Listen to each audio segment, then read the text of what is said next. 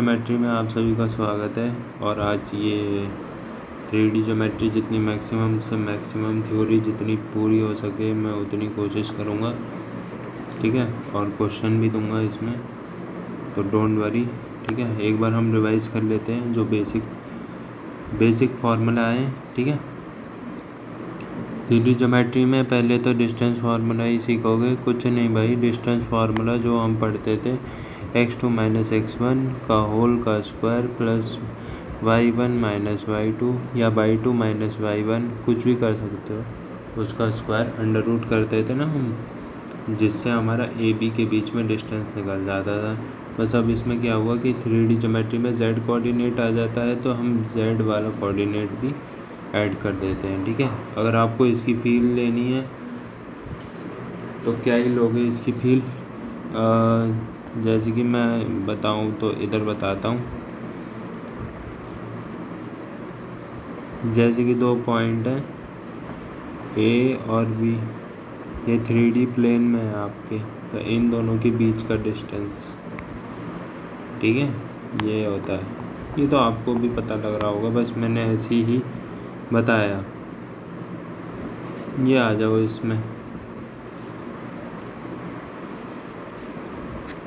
अगर कोई आपसे बोले कि कोई मेरा पी पॉइंट है, ओपी, देखो ये ओपी वेक्टर है, पोजीशन वेक्टर, ठीक है। मैं 3D ज्योमेट्री पहले क्यों पढ़ा रहा हूँ, थोड़ा आपको मैं बता दूंगा वेक्टर का कहीं भी इस्तेमाल होगा तो, ठीक है। पहले आप देखो 0,0 से इस पी कोऑर्डिनेट की हमें डिस्टेंस फाइंड करनी है, तो हम सिंपली वो लगाएंगे डिस्टेंस फार्मूला जो ऊपर लिखा हुआ है। बस वहाँ पे x1 की जगह 0,0 यानी कि x1 और y1 की जगह 0,0 और z1 की जगह 0 आएगा, है ना। जहाँ भी आपको x1 y1 और z1 दिख रहा है ना, वहाँ 0,0 लगा दीजिए, रख दीजिए, आपको ये फार्मूला प्राप्त हो जाएगा, ठीक है। और जहाँ x2 वहाँ x y z। बहुत ही सरल बात थी, आगे बढ़ते हैं। इसमें किसी को संदेह नहीं होना चाहिए, ठीक है। अब देखिए, अगर आपका कोई कोऑर्डिनेट सिस्टम है, ठीक है, तो P पॉइंट है हमारा x, y, z, ठीक है। अब इसे हमें पता लगाना है distance of point P from x y, ठीक है। हमें ये बोला है कि ये जो प्लेन है ना, x और y कौन सा है सर इसमें से, ये देखो ये y है, ये हमारा x है, तो ये पूरा एक्स वाई प्लेन है। इससे हमारी कितनी डिस्टेंस है, देखो, जो मैं आपको एक सेकंड इसको ना मैं कॉपी कर लेता हूँ, फिर अलग से समझा देता हूँ आपको, ठीक है। थोड़ा बड़ा बनाएंगे ना डायग्राम को। आगे देखते हैं, नीचे देखते हैं ना। इसे मैं डिलीट कर दूँगा, नोट करना हो अगर आपको अपनी समझ के लिए तो कर लीजिएगा, ठीक है। इसे और थोड़ा सा, भाई इतना सा काम क्या चलेगा, और थोड़ा बड़ा, ठीक है। तो ये मेरा कोऑर्डिनेट है। अब मैंने बोला कि इसकी डिस्टेंस निकालो आप, ये z है, ठीक है, z है। अब आपको हमारा क्या कहते हैं वो निकालना है, distance of point from Y X plane. तो ये है ना, देखो इस पॉइंट की, ये P पॉइंट की distance from this plane Y X plane, दिख रहा है ना आपको, वाई एक्स प्लेन, भैया वाई एक्स प्लेन दिख रहा है आप सभी को, हाँ सर। तो ये जो वाई एक्स प्लेन से कितनी दूरी पे है ये पॉइंट, z अगर आगे जाओगे तो ये पॉइंट मिलेगा ना आपको, है ना। देखो आप z अगर आगे जाओगे, है ना, तो ये पॉइंट आपको मिल रहा है कि नहीं मिल रहा है, मिल रहा है ना, यही है। और अगर मैं बोलूँ कि x ये वाले प्लेन से, x z प्लेन से कितना दूर है, ऊपर है ना, ऊपर है ये, इससे ऐसा कुछ है। मान लो मैं अलग अलग करके दिखाऊं, तो x और z ऐसे है, और पॉइंट हमारा ये ऊपर है, ठीक है। जब ये ऊपर है तो ये हमसे कितना दूर है, वाई कोऑर्डिनेट ऊपर है ना ये, तो वाई डिस्टेंस ही ऊपर हमसे दूर है एक्स जेड प्लेन से, ठीक है। ऐसे ही वाई जेड प्लेन से भी देख सकते हो कितना दूर है, एक्स कोऑर्डिनेट है ये, एक्स ही तो चलोगे, ये लेंथ के बराबर है, ठीक है। बस हो गया, आसान था ये। अगर किसी को नहीं समझ आया तो जो मैं बोल रहा हूँ वो केवल वही याद अपनी मस्तिष्क में बिठा लेना, फिर आपको आसानी हो जाएगी। जैसे कि एक्स वाई प्लेन से अगर आपको डिस्टेंस पूछे, distance of point P from X Y plane, तो आप क्या कहिए, देखो हमारे कितने X Y Z coordinate system है हमारा, है ना।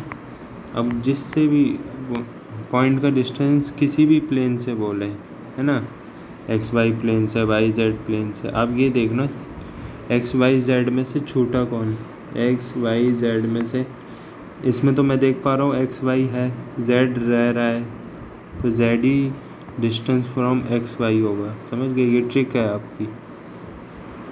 नहीं समझे, अरे देखो भाई इधर एक्स वाई जेड है, ठीक है। अब क्या छूट रहा है, एक्स नहीं है यहाँ पे, एक्स की कमी खटक रही है, तो यहाँ इसके पास ला दो, बोला इतना ही डिस्टेंस होगा आपका। लॉजिक से भी समझ लो और शॉर्ट ट्रिक तो है ही। Distance of point P from X axis, देखो इसमें मैं ज़्यादा वक्त वो नहीं करूँगा, आप खुद देखिए। अगर आपको डिस्टेंस चाहिए एक्स से, तो एक्स डिस्टेंस के लिए ये वाला है डिस्टेंस, जो पी से मैंने एक लाइन बनाई है कि नहीं।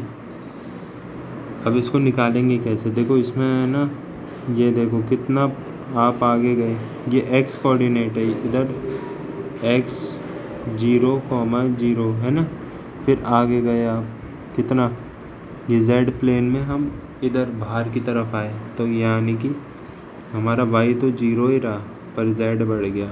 फिर ऊपर ये कितनी हाइट है, वाई हाइट है, ये कितना चले आप यहाँ पे, जेड चले, तो ये डिस्टेंस कितना होगा, पाइथागोरस थ्योरम लगा दूँ क्योंकि ये 90 डिग्री है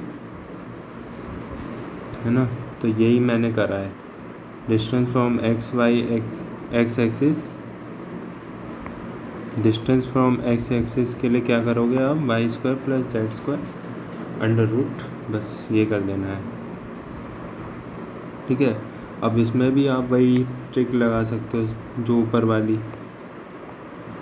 यहाँ पे एक्स वाई किसका स्क्वायर होगा, हमें ये तो मालूम है, इसमें पाइथागोरस थ्योरम लगेगी, पर कौन कौन से कोऑर्डिनेट का, कभी ये कन्फ्यूजन ना हो इसके लिए मैं बता रहा हूँ। जो छूट गया, कौन छूट गया, वाई और जेड छूट गए ना, तो उन्हीं का स्क्वायर करके आप यहाँ पे आंसर लिख सकते हैं, ठीक है।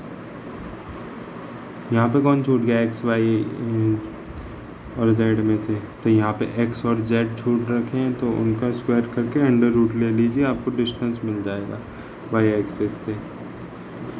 और अगर आपको जेड एक्सिस से बताना है तो क्या छूट गया, एक्स और वाई एक्सिस, एक्स और वाई कोऑर्डिनेट छूट गया, तो उनका स्क्वायर कीजिए, उससे आपको डिस्टेंस फ्रॉम जेड एक्सिस भी मिल जाएगा, ठीक है। और ये मैंने आपको लॉजिक बता दी। सेक्शन फार्मूला पढ़ाई होगा यार, आप सभी ने सेक्शन फार्मूला सभी जानते हैं, ठीक है। हमने स्ट्रेट लाइन में भी पढ़ा है कि मैंने बताया है स्ट्रेट लाइन में, आप देख लेना।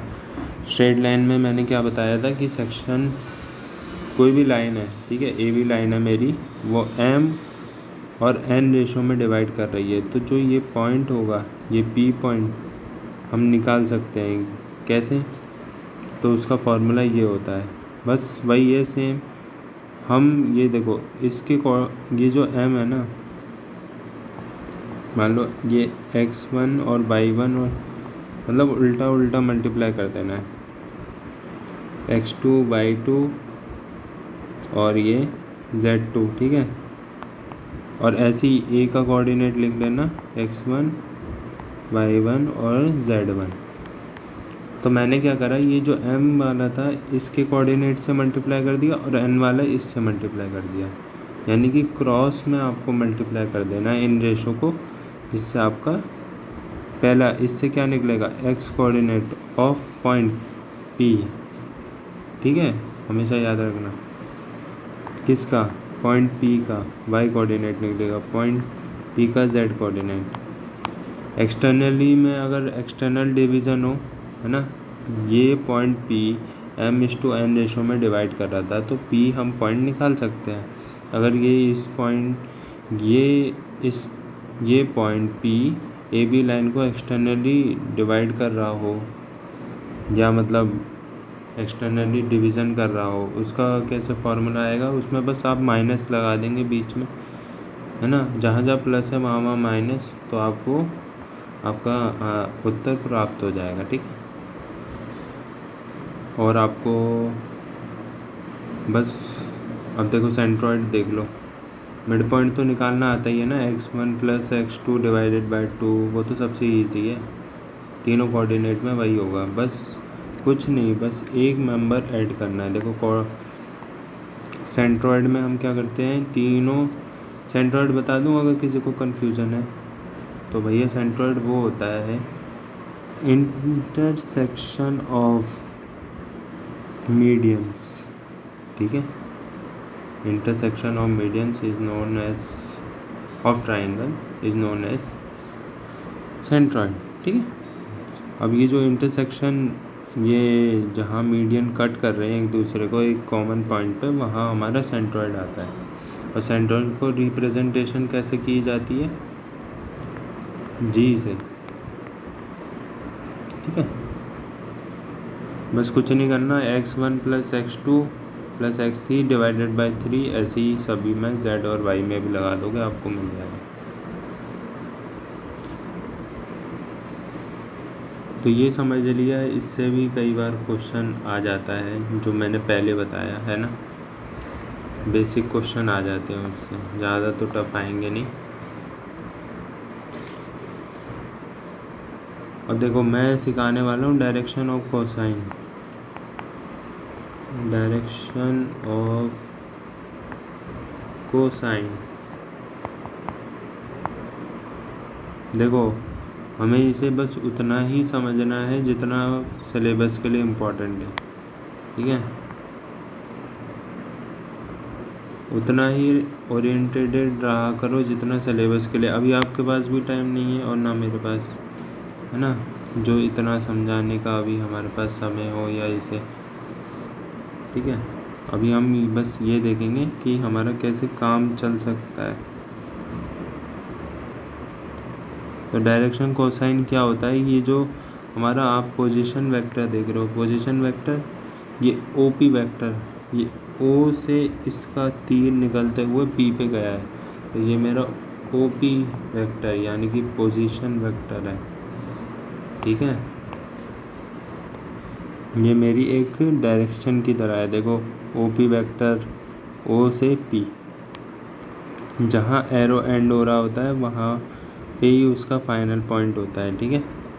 अब हमेशा याद रखेंगे ना, ये जो है कि ये जो ओपी वेक्टर है ना, ये एंगल बीटा बना रहा है फ्रॉम एक्स एक्सिस, ठीक है, और ये जो एंगल बना रहा है from Y axis is gamma, X axis से तो बीटा बना रहा है, वाई से गामा, और जेड से हमारा कितना बना रहा है, अल्फ़ा बना रहा है कुछ, ठीक है।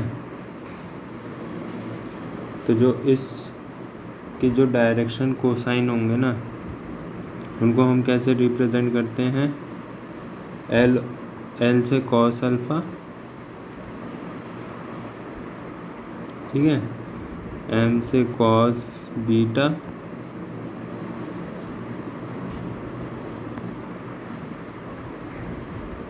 और एन से कॉस गामा, ठीक है।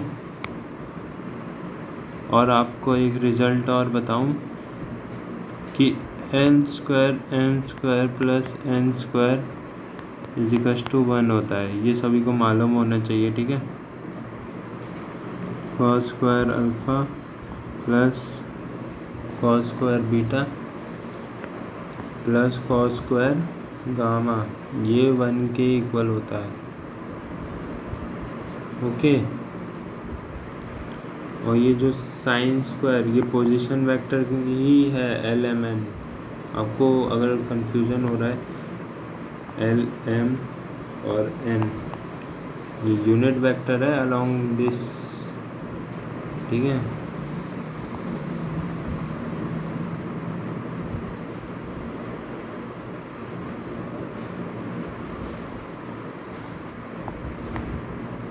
ओके, अब देखो मैं इसमें एक और रिजल्ट बता दूं, ये आप खुद प्रूव करना। Sine square alpha sine square beta plus sine square gamma is equals to 2, ठीक है। ये देख लेना एक बार।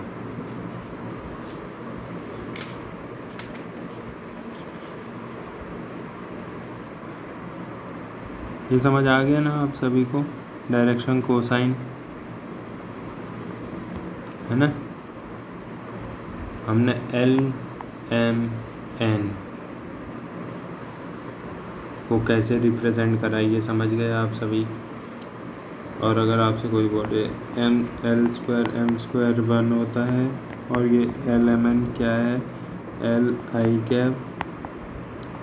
MJ NK is unit vector along the direction of this OP vector, ठीक है। वो सॉरी इसके कोऑर्डिनेट नहीं है, मैंने गलती से बोल दिया, ये यूनिट वेक्टर होता है, ठीक है। ये याद रखना, यूनिट वेक्टर क्या होता है, जिसका मैग्नीट्यूड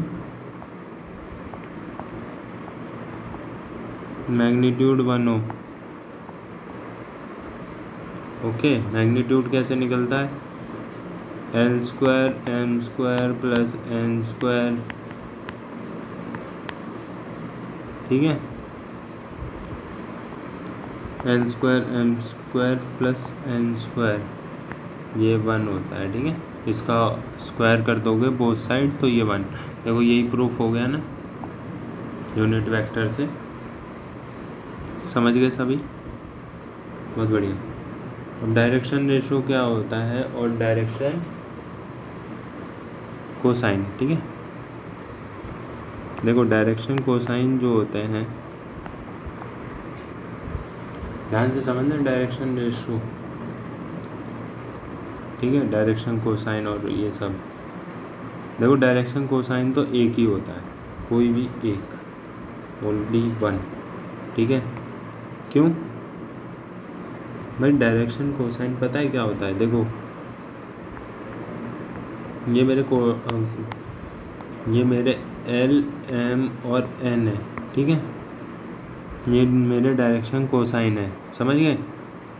अब ये जो मेरे डायरेक्शन कोसाइन है L M और N, इसका जो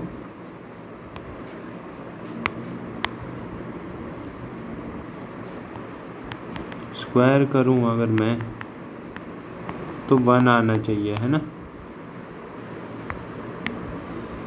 सभी समझ गए ना भाई, इसका 1 आना चाहिए। तो क्या ये 1 आ रहा है, एक बार देखो ये सभी को स्क्वायर करके, तो 4/9 4/9 1/9, तो ये 1 आ रहा है कि नहीं। 9 एलसीएम ले लोगे, ये तो 8 बन गया प्लस 1, 9/9 1, ठीक है। तो डायरेक्शन कोसाइन ये हो गया। डायरेक्शन रेशो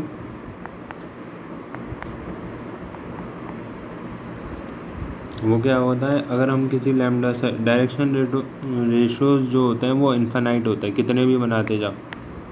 कैसे, जैसे कि मैं इसमें वो मल्टीप्लाई कर दूँ कोई लैम्डा, है ना, 2/3, कितने भी इन्फिनाइट। भाई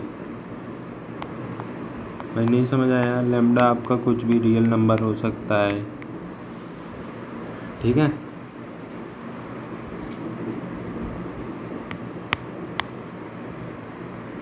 ये जो लैम्डा है ये आपका रियल हो सकता है, समझ गए।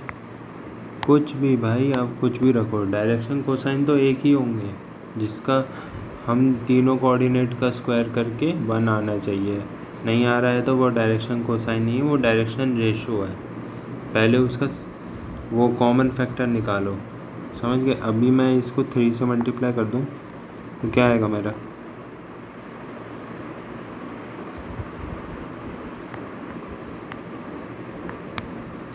करो इसे, तो ये 3 तो सारा कैंसिल हो जाएगा, 2 2 1। क्या इसको मुझे स्क्वायर करके वो मिल रहा है, 1 मिल रहा है? अरे सर, दूर दूर तक नहीं मिल रहा, ये 1 के इक्वल नहीं है। तो ये डायरेक्शन रेशो है, डायरेक्शन कोसाइन नहीं, ठीक है। ये मैंने ऐसे भी प्रूफ करके दिखाया। इसमें कोई संदेह किसी को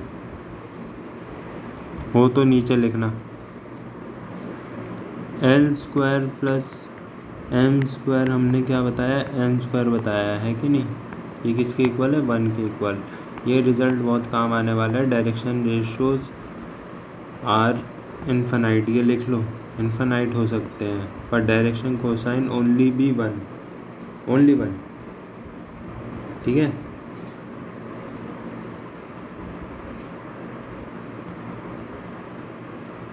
देखो डायरेक्शन रेशोज अगर हम लिखें तो 1 2 1, इसका आप मैग्नीट्यूड निकालो एक बार। अगर आपको डायरेक्शन वो दिया है ना, क्या कहते हैं, ये डायरेक्शन रेशो दिया है। अब डायरेक्शन कोसाइन पूछ रहा है, क्या पूछ रहा है, डायरेक्शन कोसाइन क्या होगा। तो क्या आप बता सकते हैं, क्या आप में से कोई बता सकता है डायरेक्शन कोसाइन क्या होगा? क्या कोई बता सकता है भाई? चलो बताना ही पड़ेगा, आप क्या करें। ऐसा करो, इन सभी का आप मैग्नीट्यूड लो, ठीक है। ये होगा तो वेक्टर ही फॉर्म में, डायरेक्शन वेक्टर भी बताएंगे कैसे निकाला जाता है ना।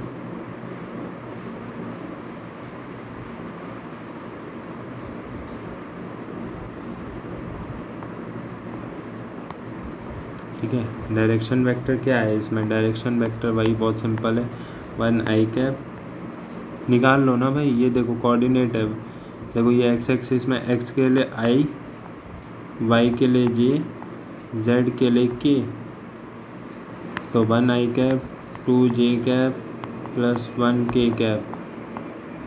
अब डायरेक्शन वेक्टर, अब इसका मैग्नीट्यूड निकालो, आर मैग्नीट्यूड, ये होगा 1 का स्क्वायर प्लस 2 का स्क्वायर प्लस 1 का स्क्वायर। क्या हो गया इसका मैग्नीट्यूड, √6 आ रहा है, √6 आ रहा है तो बहुत बढ़िया। अब क्या करना है आपको, अब इसको अपने इन सभी डायरेक्शन को साइन रेशो से डिवाइड कर देना, तो ये आपका आ गया कॉमन, ठीक है। ये आपका आ गया डायरेक्शन रेशो, ठीक है। डायरेक्शन रेशो मैं फिर से बता रहा हूँ, एक यूनिट वेक्टर होता है along the direction of your direction vector. समझ गए, नहीं समझे? चलो भाई समझाएंगे भाई। डायरेक्शन रेशो मैंने कितनी बार बोला, वो यूनिट वेक्टर है। देखो मैंने आपको बताया ना, ये यूनिट वेक्टर है, दिस इज़ यूनिट वेक्टर, है कि नहीं। ये यूनिट वेक्टर है, ओपी वेक्टर यूनिट वेक्टर है। लगता है पिछले में मैंने इसे गलती से वो बोल दिया डायरेक्शन रेशो, पर ये अभी इसमें यूनिट वेक्टर ही है, ठीक है।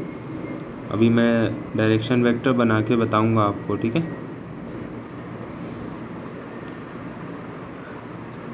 और मैंने बोला है कि डायरेक्शन वेक्टर इनफाइनाइट हो सकते हैं, और direction cosine are only unit vector, ठीक है। Unit vector in which L is 1/√6, है कि नहीं। M is 2/√6, N is 1/√6। अब L का स्क्वायर कर लो, M का स्क्वायर कर लो, N का स्क्वायर कर लो, 1 के इक्वल आ गया तो लाइफ सेट है एकदम। ठीक है, तो कर लो एक बार।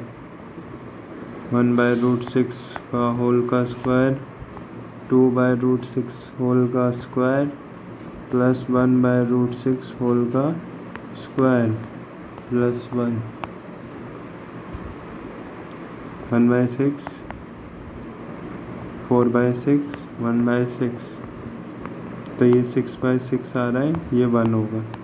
एलसीएम लेना तो आता है ना, आता होगा, ये मैं आपसे उपेक्षा रख रहा हूँ। देखो मैं आपको यूनिट वेक्टर भी बता देता हूँ। यूनिट वेक्टर आपने सीखा होगा, ए कैप कैसे निकालते हैं। A vector divided by modulus of magnitude of A vector. ठीक है, ए वेक्टर ये आपको आता है, ये तो आपको दिया ही होगा, ये निकल जाएगा। ठीक है, और मैं फिर से बता दूं, L I cap, M J cap, N K cap, these are unit vector along the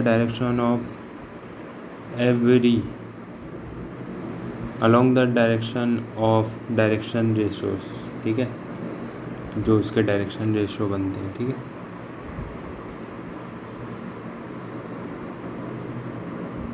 और एक स्टेटमेंट भी आता है, direction ratios is not unique but infinite in number, but the direction cosine will form a line will be at only 2। ठीक है, direction cosine केवल 2 हो सकते हैं। अभी से मैं 1 कह रहा था क्योंकि आपको अपोजिट वेक्टर के बारे में अब बताऊंगा मैं। ठीक है, अपोजिट वेक्टर के बारे में अब बताऊंगा। देखो क्या होता है कि आपने वेक्टर में पढ़ा होगा, एक नॉर्मल वेक्टर पॉजिटिव डायरेक्शन में जा रहा है, एक इसके अलोंग मतलब दूसरी तरफ भी जा रहा होता है। ठीक है, अभी देखना लाइन लिखेंगे ना तो हमें डायरेक्शन कोसाइन की बहुत ज़रूरत पड़ेगी, उसके बिना आप लाइन नहीं लिख सकते। It just like a unit vector. मैं फिर से कह रहा हूँ, direction cosine are unit vector. अपने दिमाग में बिठाओ इस बात को। ओके, ठीक है,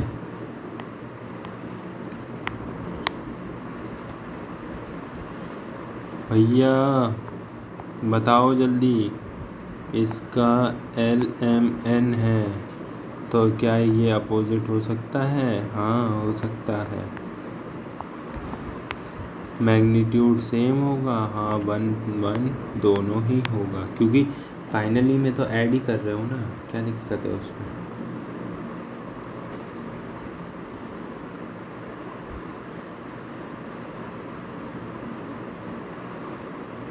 ओके नाइस, बढ़िया बढ़िया, अच्छा काम हो गया। अब तो भैया हम लाइन लिखेंगे, अब नहीं हम किसी की सुनेंगे। ठीक है, अब अपनी लाइन की इक्वेशन आ गई है लिखना। अब कैसे लिखोगे वो देखो, ध्यान से सुनिएगा सभी, अपने कान खोल लीजिए। कोई सो रहा है तो वो जग जाइए, अभी सोने का समय नहीं है। बेशक ये अभी दोपहर हो रही हो या रात हो रही हो, सुबह के 5 बज रहे हो। ठीक है, और आपको सोना नहीं है, सोना आपको केवल रात में है। अब देखो A और B, ठीक है, आपकी मर्जी, आप A भी वेक्टर लीजिए, आपकी मर्जी आप BA वेक्टर लीजिए, ये आप पे निर्भर करता है।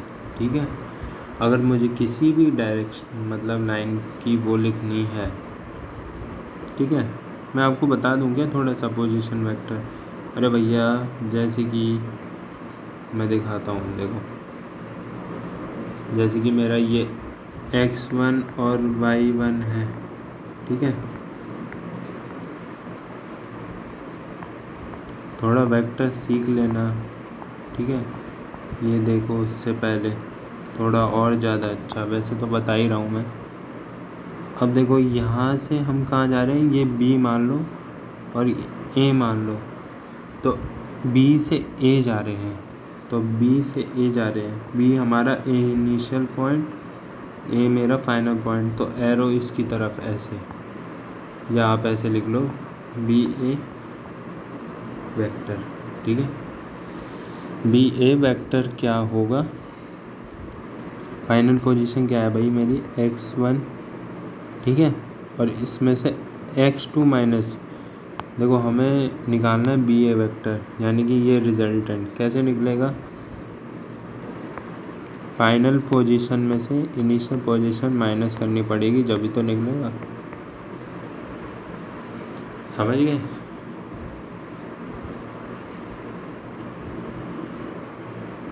समझे कि नहीं समझे? समझ गए है ना। अब इसके जो कोऑर्डिनेट है, अब सिंपल जैसे x1 i cab plus y1 j cab, बहुत बच्चों जैसा हो जाएगा, z1 k कैब। अब वेक्टर को आपको माइनस करना आना चाहिए,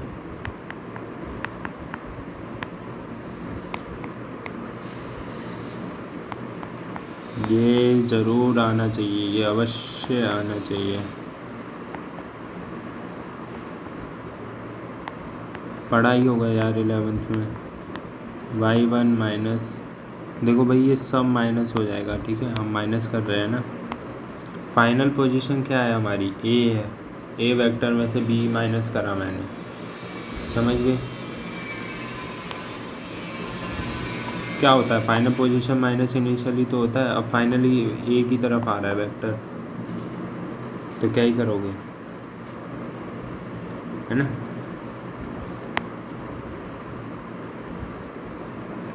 इसमें किसी को संदेह नहीं होना चाहिए, बिल्कुल नहीं होना चाहिए, ये है भी नहीं लाइक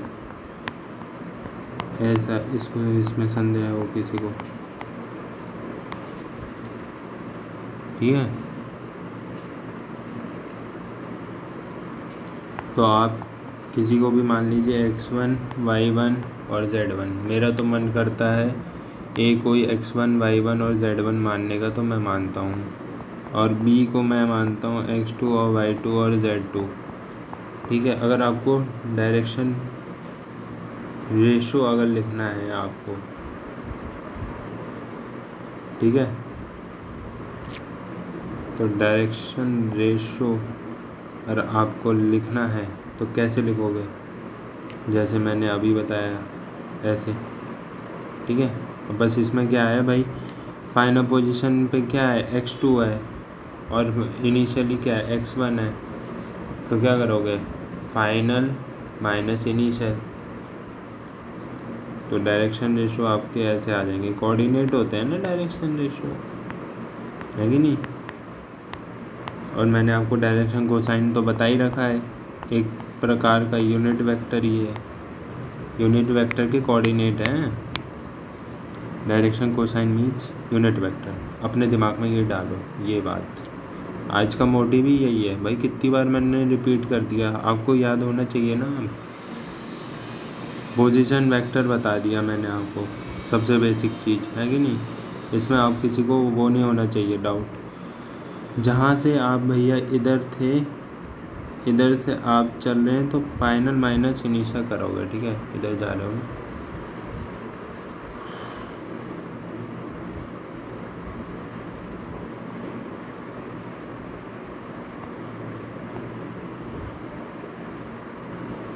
अब हमें लाइन की इक्वेशन लिखनी है, तो आपको एक बात, इन वेक्टर फॉर्म की बात कर रहे हैं, किस में, इन वेक्टर फॉर्म, अभी वो वाली की कार्टेशियन फॉर्म की बात नहीं कर रहे जो आप अक्सर देखते हैं पेपर में, अभी वेक्टर फॉर्म की बात कर रहे हैं, ठीक है। A vector plus lambda B vector, बस मेरे ख्याल से अब अगली क्लास में ही करेंगे कार्टेशियन वेक्टर। ए वेक्टर क्या है, पॉइंट, और बी हमारी डायरेक्शन, ठीक है। अब इसे ना अगली क्लास में डिस्कस करवाऊँगा, जिससे आपको ज़्यादा समझ आए, ठीक है। अभी तो नहीं आएगा, पर जितना हुआ अभी मैंने करवा दिया, ठीक है, बाय। कर लेना इसे रिवाइज।